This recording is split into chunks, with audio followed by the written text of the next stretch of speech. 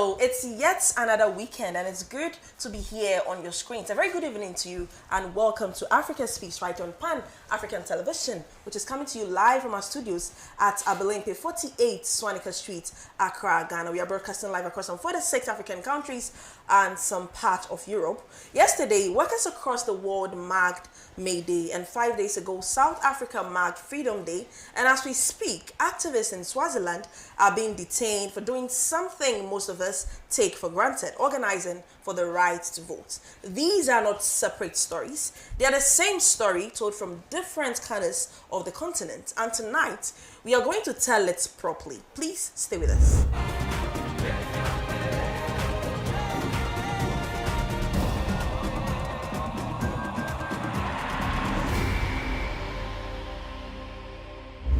And now let's start with a spotlight segment where we begin in Swaziland, the only country on this continent where political parties remain constitutionally banned, where a king rules by decree, and where demanding a vote is enough to get you arrested. What is unfolding right now is not a sudden development. After the 2021 uprising, when security forces opened fire on protesters and hundreds were arrested, the repression did not stop. It simply became less visible. Activists are being detained, legal counsel is being blocked, and the movements are under active surveillance. Tonight, we put it back under light where it belongs.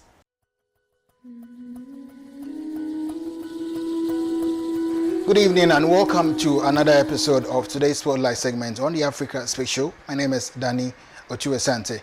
Now tonight on Africa Speaks, we return to the Kingdom of Swaziland, or Eswatini, Africa's last absolute monarchy. Once again, where a growing crackdown on activists is exposing the deep-seated oppression that characterizes the regime. Pro-democracy activists, students leaders, and trade union organizers are facing a coordinated campaign of repression marked by arrest, surveillance, and intimidation. Recently, Nontetalilo Nkamsile Nkambule, Treasurer General of the Swaziland Youth Congress and the People's United Democratic Movement (CADA), was designated as wanted on authorities based on absurd charges. Similarly, the Secretary General of the Swaziland National Association of Teachers was arrested untouched. At the center of this crisis is the political struggle itself. Under King Mswatini III, Swaziland operates as an absolute monarchy where executive, legislative, and judicial powers ultimately rest on the crown. Millions are pledged on his comfort while the people struggle. Previous protests have been met with severe repression. In 2021, pre-democracy protests, which erupted over demands for political reform, were met with forced security forces used live ammunition, resulting in death, injuries, and widespread arrest. Yet, accountability for those actions remain elusive. Today, the same tension persists. Activists are not only demanding multi-party democracy, they are calling for economic justice, fair wages, public accountability, and redistribution of national wealth. From underground organizing to regional solidarity, campaigns activists are finding ways to keep their demands alive, pushing for a system that reflects the will of the people, not just authority of the monarchy. The movement in Swaziland has led to an international solidarity campaign where activists across the world have stood in solidarity with their comrades resisting the monarchy. In this episode, we'll hear from the ground in Swaziland as well as from the activists in solidarity with those in the trenches. We'll hear about the recent development, the political economy of the country that sustains the monarchy, and the vision of a different country that people are fighting for. What will the future of Swaziland be? How will the balance of the forces play out? Stay tuned and know more. My name is Danny Otuesante.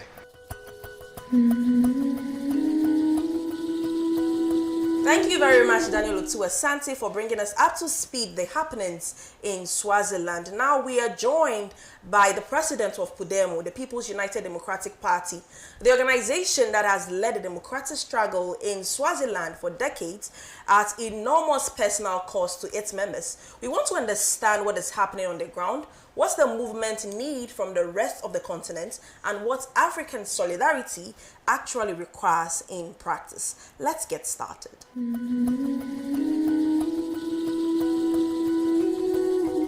Welcome, Comrade Louise, on our show on Africa Speaks this night. We've heard about, the crackdown of activists in Swaziland over the past few weeks. We know that there's been an increase in the repression of activists across Swaziland, and this includes the threat against your own organization, PUDEMO, and also Comrade Non Chechelelo, who we had, and other political activists. Could you tell us a bit about, the current context that has led to these heightened threats?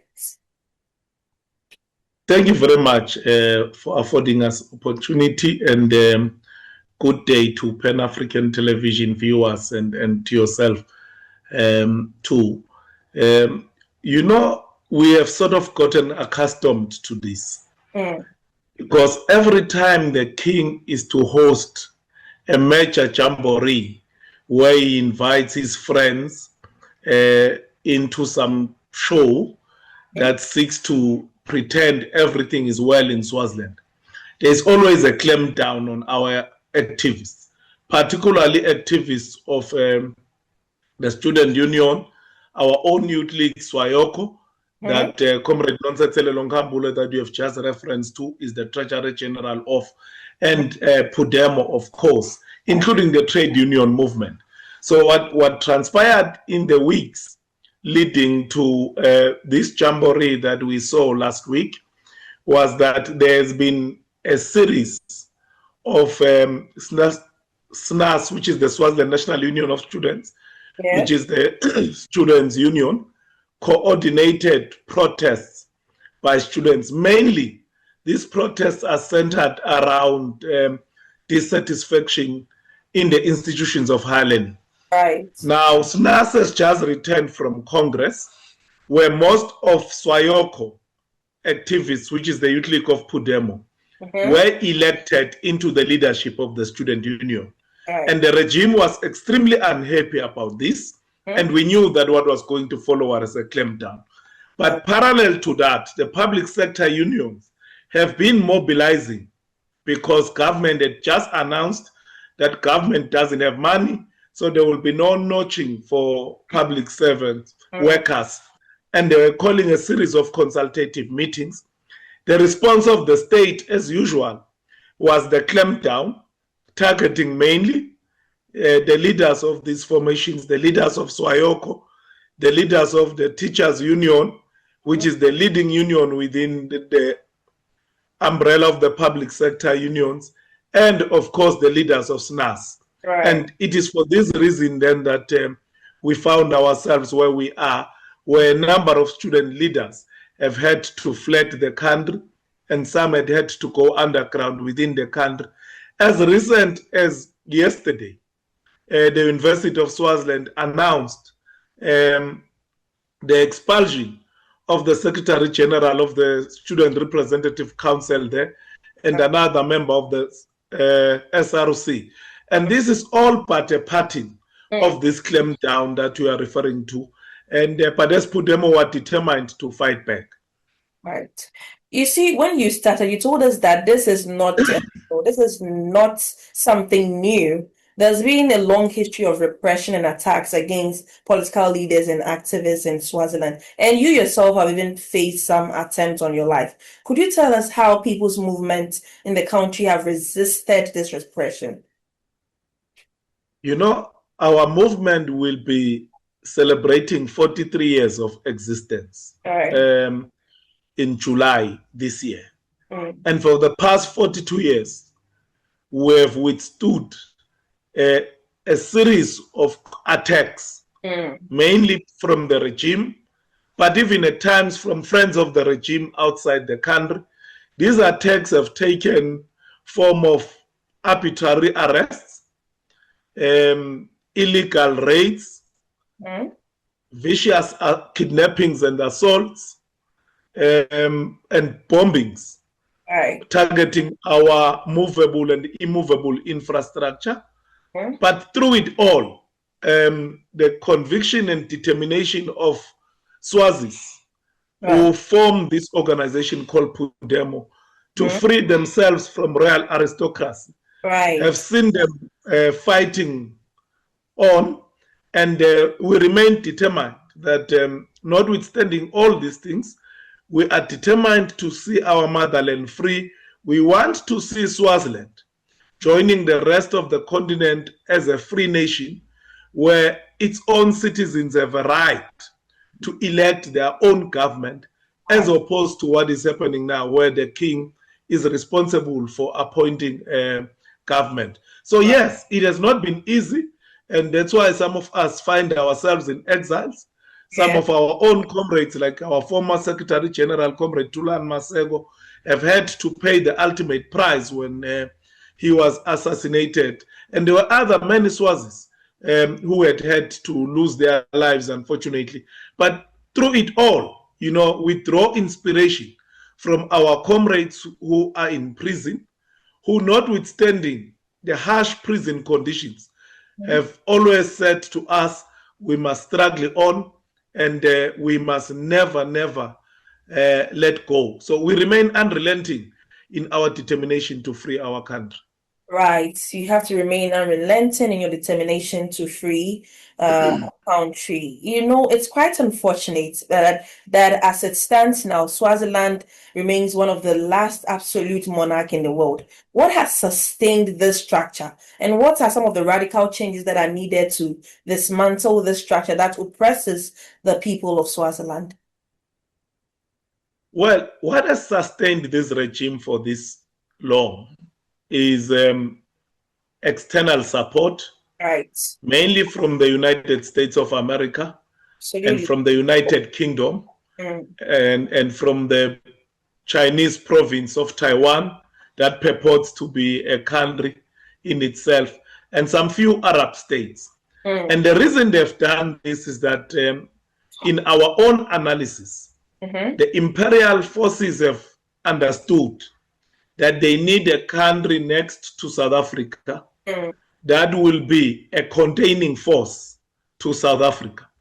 And that's why then they identify Swaziland, because they knew that it is an amenable monarchy who has love for finer things in life and who's available for sale, so long as he can get money to look after his many wives and throw endless lavish parties. And that's why you would see that in the entire continent, the only country that has diplomatic relations with Taiwan remains Swaziland. In the entire continent, the only country that still outlaws and criminalizes political activism and political parties is Swaziland. In the whole continent, the only remaining country where we have an absolute monarchy is Swaziland. So Swaziland is maintained and sustained by Western imperial forces. And this explains why it was easy for Swaziland to sign these prisoner exchange programs where America could come and dump what it purports to be dangerous prisoners in Swaziland. Not so long ago, it has agreed to literally sell the records of our health as citizens of this country to America in exchange for money. So through all these things, you can see a consistent pattern of a country that is always not in alignment with the rest of the region and the rest of the continent. But over and above that, you do also have domestic players, mainly are the remnants of settler colonialism who came from the apartheid South Africa, who, running away from a democratic dispensation, decided to take permanent residence and ultimately citizenship in Swaziland, who are running most of the domestic entities there. So simply put, the native Swazi has been excluded and alienated, both from the politics, the economy, the culture, and even social identity. And all these things have been replaced, especially the cultural and social identity have been replaced with royal identity. Most of these things that people regard as Swazi culture are strangely royal culture. It's not necessarily Swazi culture. So there has been this attempt by royal aristocrats to alienate the being of the Swazi and replace it with royal supremacy, as it were. Right, comrade. Let's talk about, and support that you can get from neighboring countries around you. Do you think that neighboring countries around you have a role to play, or they must play a role in countering these injustice, helping countering these injustice? In fact, we are quite upset, particularly with neighboring countries. I was saying to you, students are on the streets complaining about what is happening in tertiary institution. Right. I'm saying workers, public sector workers, are on the streets complaining about a government that is saying it doesn't have money. I don't want even to reference to the already collapsed healthcare and education in Swaziland. And what happens is that 10 billion emalangen, which is equivalent to rents, was spent building a hotel for a king's birthday. Wow. This hotel that when it was approved, we were told was going to be around 345 million to complete, is now nearing 10 billion and it's still not finished. The only time it was opened was when the king was having his birthday recently. Who were there? The president of South Africa, the president of Zimbabwe, the president of Mozambique, the king of Lesotho. So you can see that these leaders in our region in particular have become morally vacuous, because I can't for the life of me understand that in a country that is collapsed socio-economic, how does Cyril Ramaphosa reconcile being in such a lavish place in a exorbitant individual's birthday when many Swazis are here in South Africa as undocumented foreign nationals who are hiding from South Africans who are demanding that they must go back to their native countries. So you could see that we are seated in the continent with leaders who are failing to be the sounding board to their peers and to call each other out to say, but how do you expect us to attend an individual birthday party that costs so much money when the country is struggling with delivery of basic services? But comrade, I'm not cutting you, but I just want to chip in here. Don't you think that it is because these heads of states or these presidents that you rightly mentioned are in bed with the imperialist project? They are not really for the people. Even in their various countries, they're advancing the wishes and aspirations of what the imperialists want. So it's because they are in bed, they are in the same, caucus. That is the reason why they are not really perturbed about what is happening to the ordinary people, in Swaziland. What do you think about that?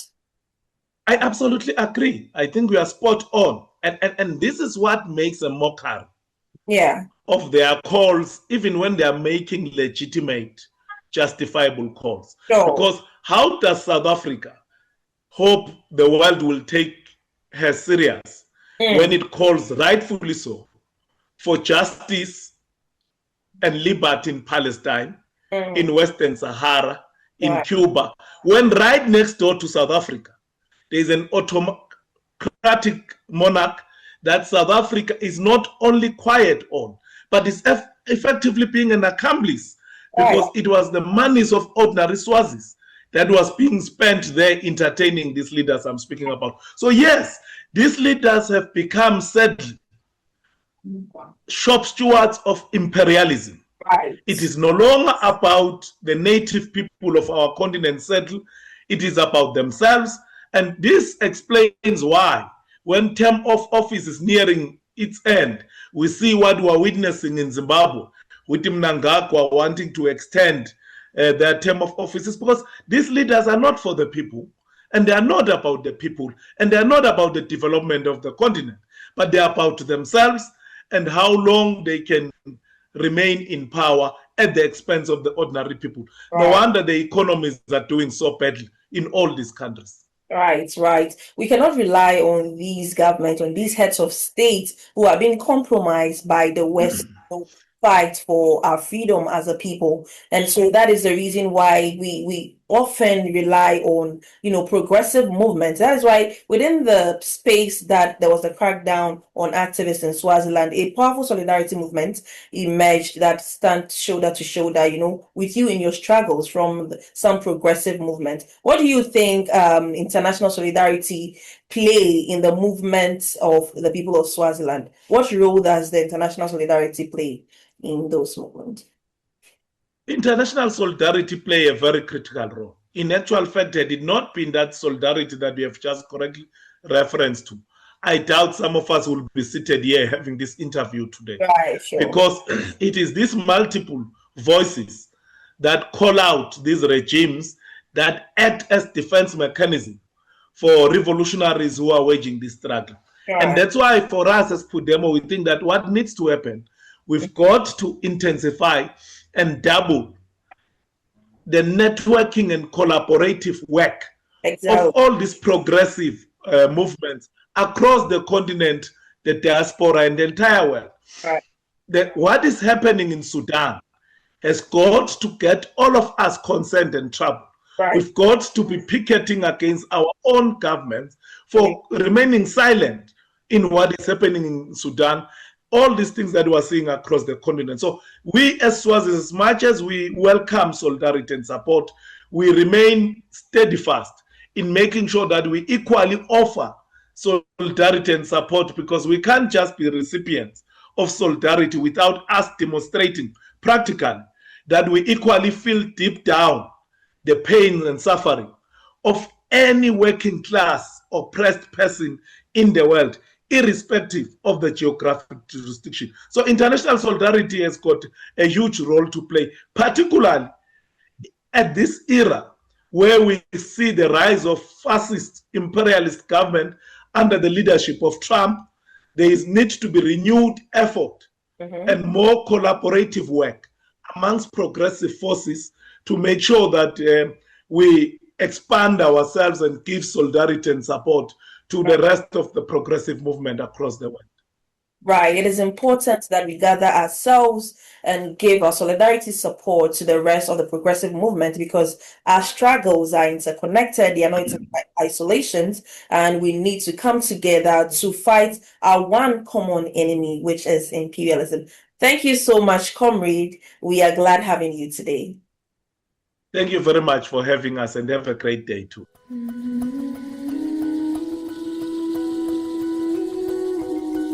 And those were insightful conversations right there. Now, from that conversation, we move to two movements that have their own direct relationships with the state repression and the question of what genuine people's power look like. The Socialist movement of Ghana speaks to Swaziland and the broader Pan-African failure to hold authoritarian governments accountable, and Abahlali baseMjondolo from South Africa, a movement built in shack settlements and a threat, speaks to what's organizing from below demands of all of us. Let's hear them.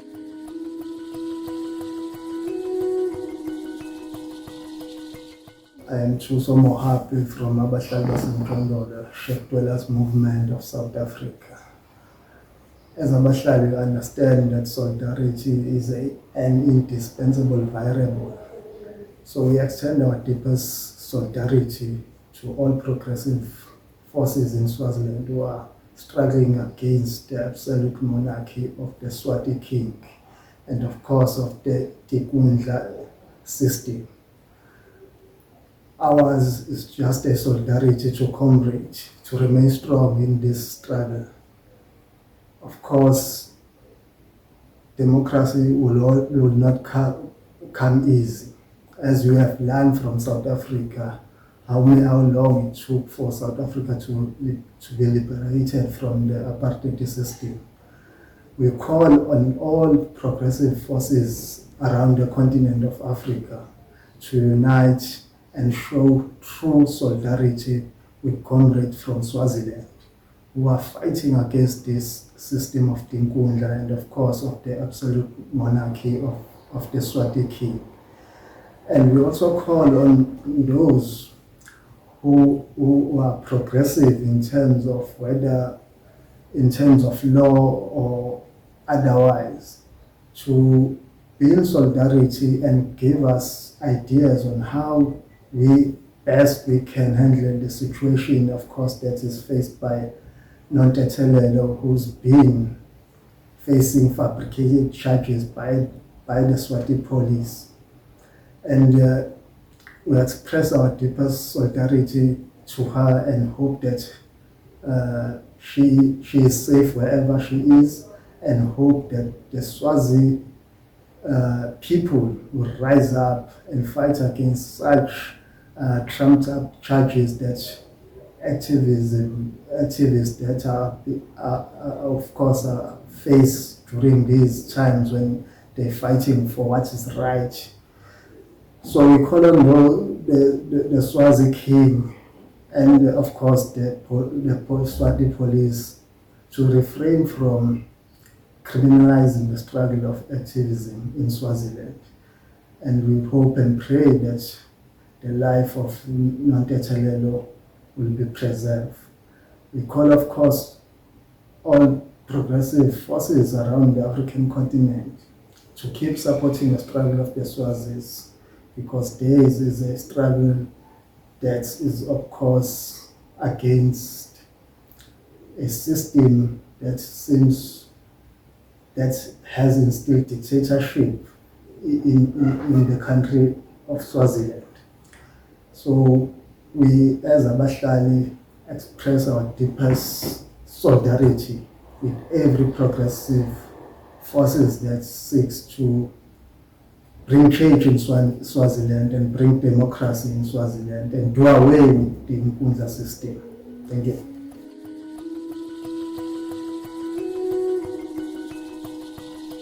The struggle in Swaziland is a struggle for participatory democracy, and it is part of Africa's unfinished liberation and the global battle against imperialism and capitalist rule. The socialist movement of Ghana was very horrified to learn about the brutalities and use of force by the monarch to silence the young people of Swaziland who were requesting and who are still requesting for a better form of government.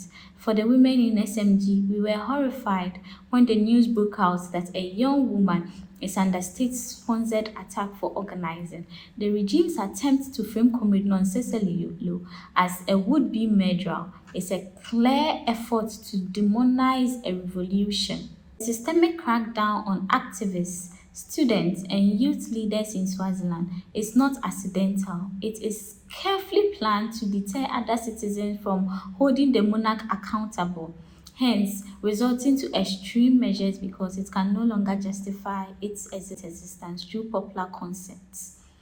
The current political landscape in Swaziland has evolved into what we call a fundamental crisis, because this escalation of state-sponsored aggression is a sign of a regime in crisis and the fear of an irrepressible tide of change. The goal for a democratic Swaziland is no longer a distant aspiration or goal. This is why the monarch is carefully and forcefully trying to abort it.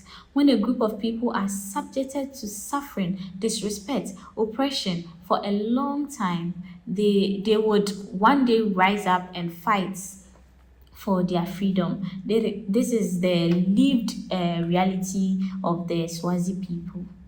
Looking at this, we the women's wing identify that the current political resistance is not born of abstract theory but material desperation of the people. This regime has presided over a total collapse of public services, leaving the population to live in systemic neglect. Their education system is in ruins. The state is failing to address the high unemployment and pervasive poverty, whilst state resources are channeled to maintain the king's extravagant lifestyle and his machinery of violence. The monarchy has lost its legitimacy. This is most visible in the energy and fearlessness of the nation's youth, who have become the primary engine of this revolution. And we will not allow this revolution to be criminalized. In all this, it is important to commend Swayoko for maintaining their fire and sharpening their resolve while continuing to stand as a vanguard for the revolution despite the brutal crackdown.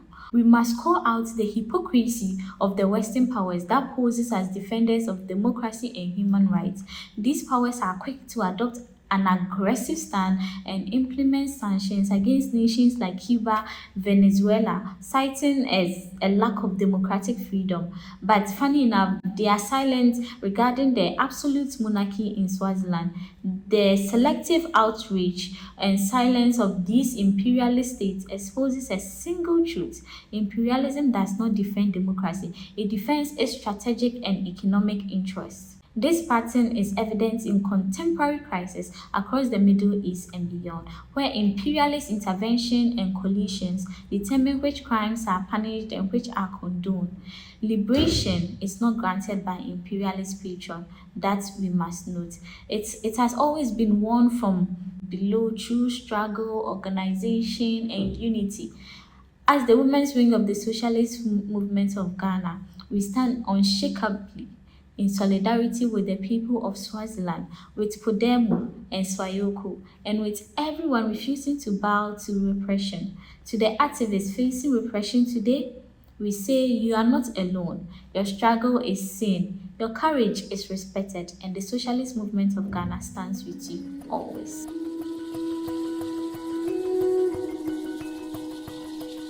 And now we move to our dispatches from Africa. Yesterday was the 1st of May, and the voices from that day deserves to be heard today.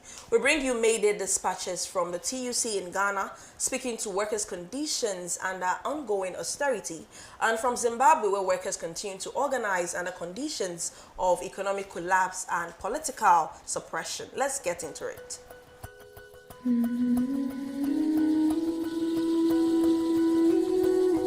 Celebration of marking May Day, celebrating May Day or marking May Day flows from a history in which people fought to demand that workers are given their due.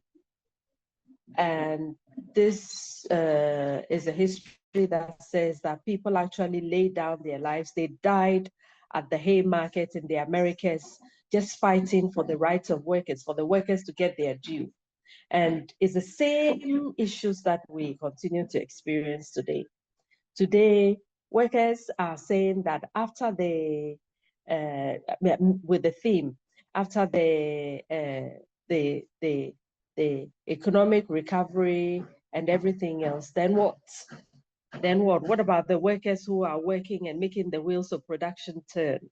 So we're looking at a situation where workers must be given their due. Workers must be given what is their place. Workers must be given what they deserve after fighting to ensure that production goes on, after fighting and giving their due at work, just to make sure that the country runs, just to make sure that our hospitals work, just to make sure that water flows through our taps, just to make sure that we have our markets running, etc., etc. These are all people. And when we look at workers, we're not looking at only people who have white-collar jobs. And for us as a country, over 80% of our economy, we're told, are in the informal sector, you know, and they actually make the wheels of production turn. They actually make our country. It's not only those in the formal sector, but especially those in the informal sector. So we're looking at they having their due, and we're saying that, yes, we are at a place where we're told that the macroeconomic stability, or there is macroeconomic stability. And then what? How does that help cushion the worker, the ordinary worker in the street? How does that help cushion the worker in the offices? How does that help the ordinary worker on a day-to-day basis? How they have to run their lives, run their homes, run their families, etc. So these are issues that we're looking at in this year's May Day. For a long time, especially the TUC has been clamoring for a living wage. And we're looking at a living wage where we have a family of, say, 4 or 5 or 6, where you don't necessarily have to go and negotiate a minimum wage and get peanuts, because government has issues. There are issues of how the economy is growing and so forth. This year, we have so much debt, or we're paying our debts, or things, the economy hasn't run that well, and so we need to give this, we need to give that. But a living wage which is static, so that the economic indicators revolve around it. So, I mean, basically, this is what the TUC has campaigned upon at a time. Perhaps if we got that living wage, we're better off as workers than having to negotiate minimum wage every year, which actually doesn't help take the ordinary worker anywhere. I mean, with a minimum wage below 25 cedis, really, there is not much we can do with that. And I know that if you are working in the public sector or in the formal sector, then perhaps you are also being pinched in the pocket. So this is what May Day is basically looking at as a theme, this year. And we're hoping that going forward, perhaps in our campaigning, in our negotiations, which for the wage openness, etc., we would be able to get some good things going for the ordinary working people of the country. So if you are somebody who even employs, you're also a worker, and work is going on in your interest just to ensure that this country runs. So the people who are the ones toiling are the ones who have to benefit going forward, we think, as TUC and even organized labor. So those are some of the discussions that we're looking at.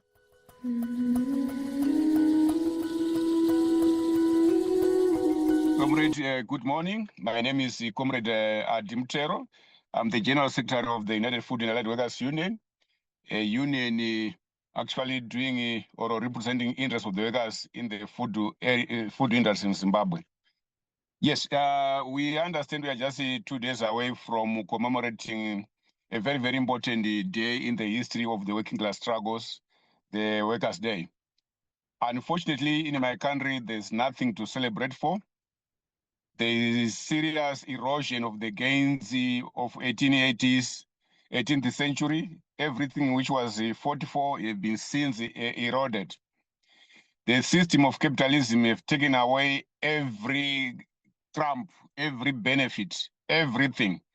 And the workers are now living like beggars in a country full of opportunities, full of resources. Not only that, in my country today, there is a political development which is happening, which is also seeking to take away the freedom of the workers. As we are talking right now, as we are interviewing right now, we were barred from celebrating this year's celebrations. I'll share with you the letter from the police barring our May Day commemorations, citing possible uprising of the workers. That is what is actually happening. That is what is actually happening. Sorry for disturbing. So we do have about 2 federations in our country: the Zimbabwe Congress of Trade Unions, the Zimbabwe Federation of Trade Unions, and we are a federation in the food industry specifically.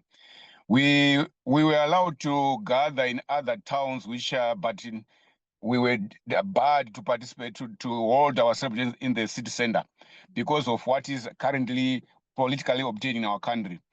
The situation in our country, we are likely to see another coup, a repeat of the 2017.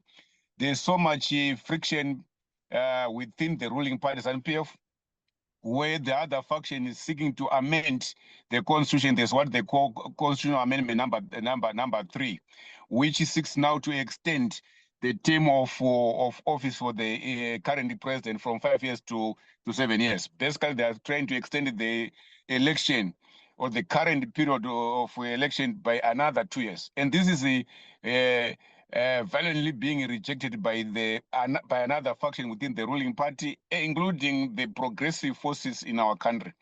And this is the reason why we are seeing us being bad, because we are being identified as a radical union, which may cause, if we are to celebrate those wild case protests and so forth. Coming to the economic wise, we are actually a rich country, but unfortunately there is a clique which is running, which is controlling the economy of our country. This clique is composed of unelected but politically connected individuals, and these are the people running the show, including funding the amendment of the constitution. The current minimum wage right now, because the economy now, our economy is now heavily informalized, and it's being driven by mining, agriculture. But the mining section, it's more like heavily informalized. Of course, about 99% of our activities are informalized. A very few section are doing so as formal activities. But still, the informalization now, this is where you find the rich now encouraging informalization, but of course, them benefiting from that informalization. The money they get from the informal sector is not channeled to the treasury, but to the individuals' pockets. So they end up now being in charge of the economy. So you find that the minimum wage right now is averaging around $150 US dollars. That's the average wage for a formal worker in our country. And the government is the biggest employer today in our country. Why? Because we've seen a lot of companies close or downsizing. And also the issue of mechanization have played again into the hands of of these great individuals. So as we are celebrating today, we are actually seeking to resist.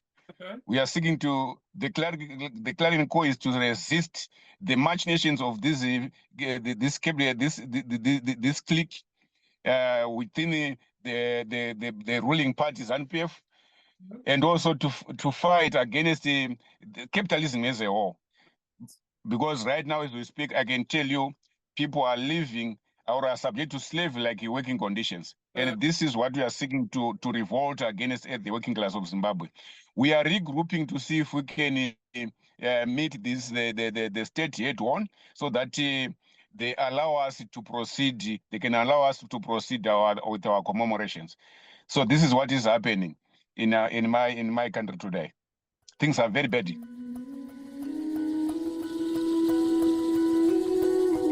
And now we continue with our word of the day. Today's word of the day is democracy. And given everything we've heard tonight, it could only be more fitting. So stay with us as we unpack what this word really means, where it comes from, and what it has been made to do.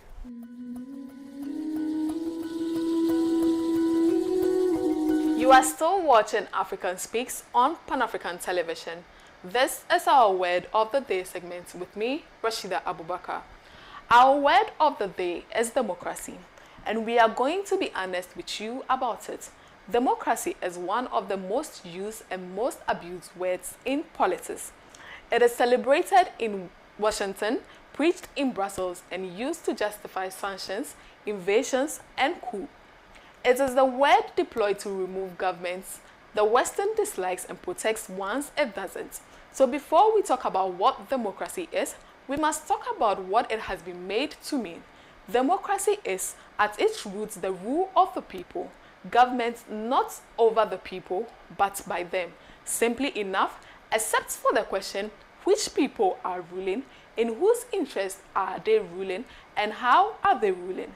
Democracy emerged alongside an ascendant capitalist class, which was constructing new system of governance that suited the agenda. Working people, women, and the black people in the West all had to fight for decades to say what they have in these democracies. Writing in 1917, Russian revolutionary Vladimir Lenin said democracy in a capitalist society was democracy for an insignificant minority, democracy for the rich.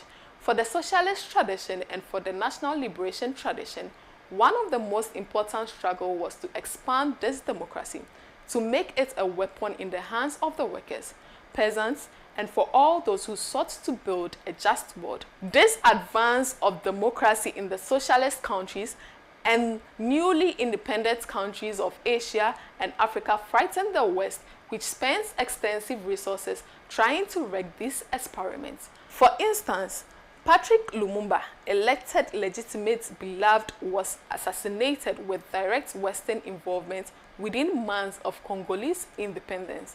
The dictator who replaced him was protected for 30 years because he was their dictator. The pattern is consistent.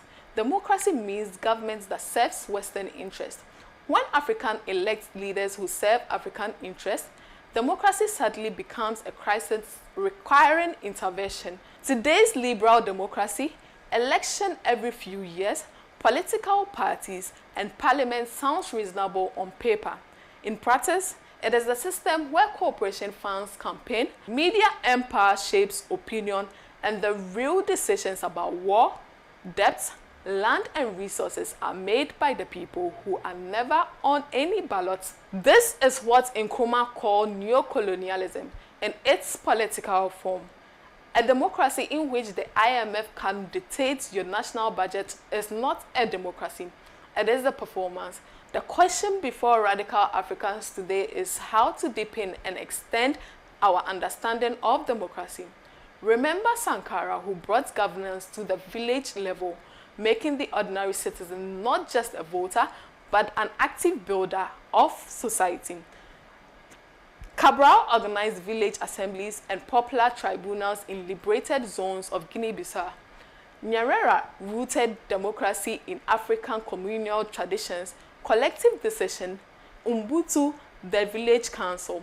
They understood what the ballot box alone cannot deliver, that real democracy must be economic as well as political. What does your vote mean to you if you cannot eat? If the land your grandparents farmed is leased to foreign corporations, political freedoms without economic sovereignty is a half-built house. True democracy is not a gift government gives to citizens. It is the power that citizens must build, defend, and constantly deepen. This is our word of the day on Afrika Speaks. I am Rashida Abubakar. Know your power, organize your people, and remember, democracy is not what they give us. It is what we are still fighting to build.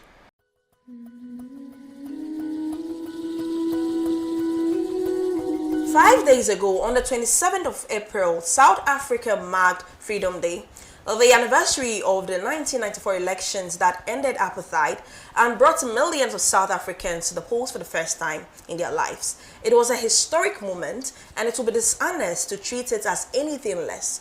But 32 years on, Freedom Day also asks harder questions.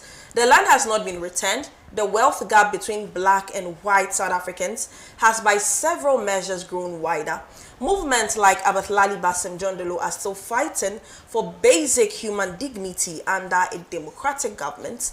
This is not a reason to dismiss 1994. It is a reason to take seriously what freedom actually requires beyond the day it is declared. We place Freedom Day alongside Swaziland tonight, not to flatten the difference between them, but to hold both honestly.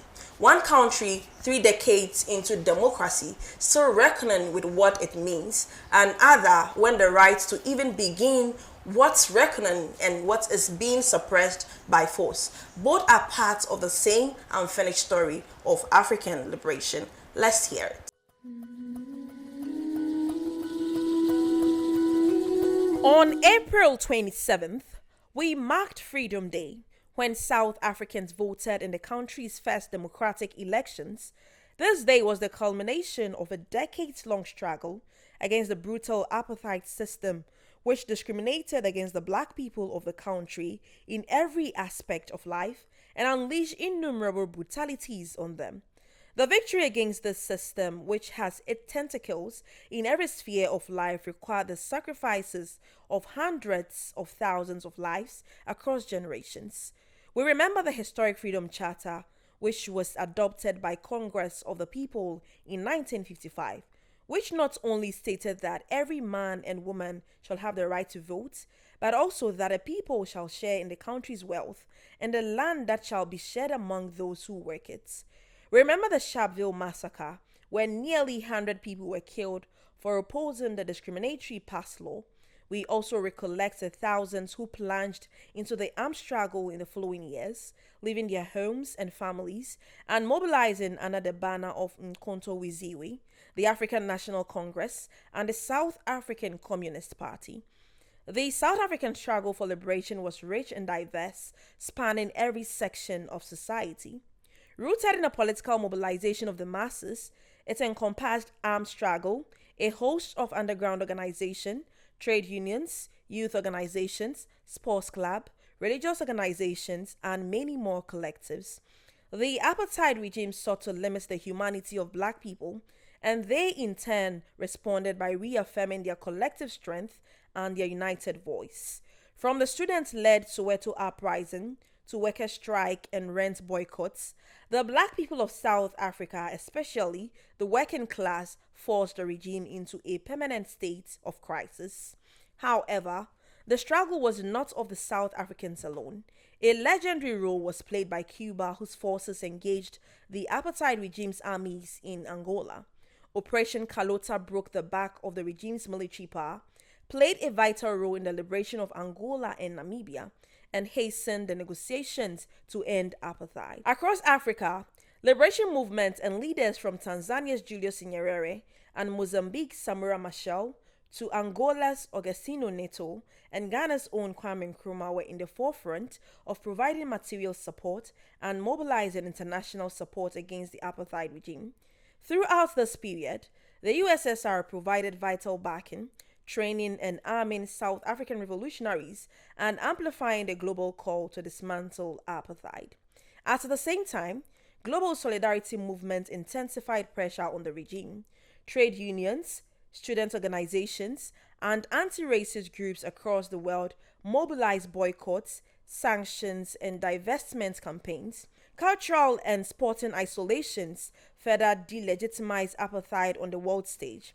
Across the global south, the struggle against apartheid was everyone's cause.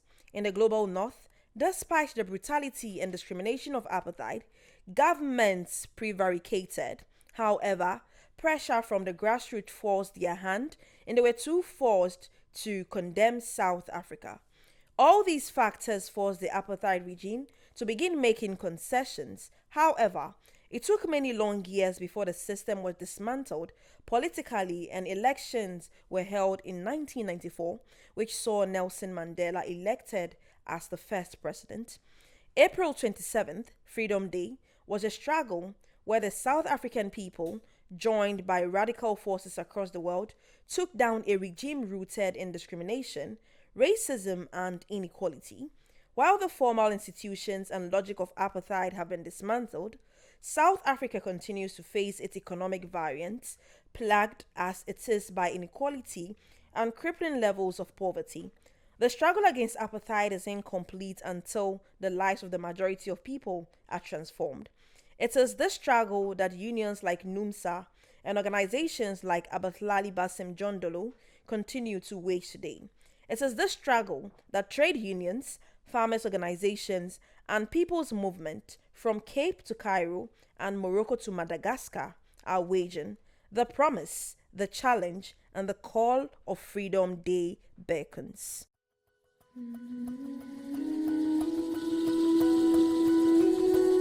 And all too soon, we've come to the end of this week's edition of Africa Speaks right here from Pan-African Television, which came to you live from our studios at Abahlali, 48 Swanika Street.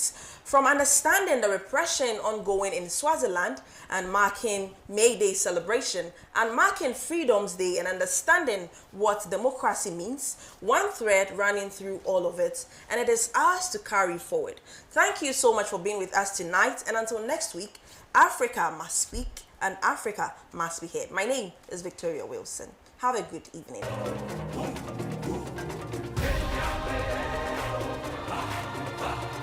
Kenya,